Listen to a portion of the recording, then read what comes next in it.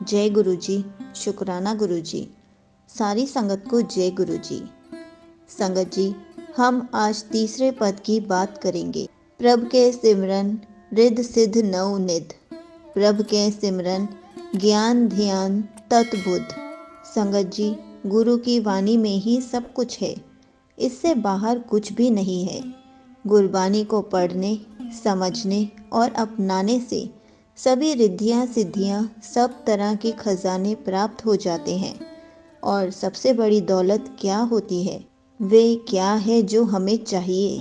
वे है एक ओंकार, परमात्मा। जब उसे पा लिया तो समझो सब पा लिया।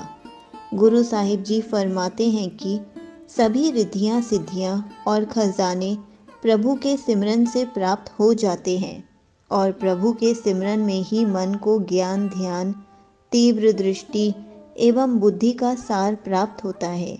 तो गुरबानी, जो कि नाम का भंडार है, उसे पढ़ने और समझने से सब कुछ प्राप्त हो जाता है। और क्या प्राप्त होता है? गुरु साहिब जी फरमाते हैं कि प्रभ के सिमरन जब तब पूजा, प्रभ के सिमरन बिन से दूजा। जिसने प्रभु का सिमरन कर लिया, उसे कुछ भी अलग से करने की ज़रूरत नहीं है। इसी में जप तप पूजा सब कुछ आ जाता है। भाव उनका फल प्राप्त हो जाता है। और जो प्रभु का स्मरण करते हैं, जो उसे वाणी द्वारा याद करते हैं, प्रभु गुणों को मन में बसा कर रखते हैं, उसके मन से दूजा भाव दूर हो जाता है। भाव परमात्मा के सिवा उस पर कोई दूसरा हावी नहीं हो सकता। प्रभ के सिमरन तीरथ स्नानी, प्रभ के सिमरन दरगह मानी। प्रभ के सिमरन में है मन तीर्थों का स्नान करने वाला बन जाता है। उसे घर बैठे ही सभी तीर्थों का फल परमात्मा को स्मरण करने से मिल जाता है और उसे परमात्मा के दरगाह में भी इज्जत प्राप्त होती है। और परमात्मा एक ज्योति शक्ति जो कि मन में है, उस ज्योति से मन खुद को जोड़कर मान सम्मान हासिल करते हैं। खुद की नज़रों में, भगवान की नज़रों में, गुरु की नज़रों में वे इज्जत वाला हो जाता है।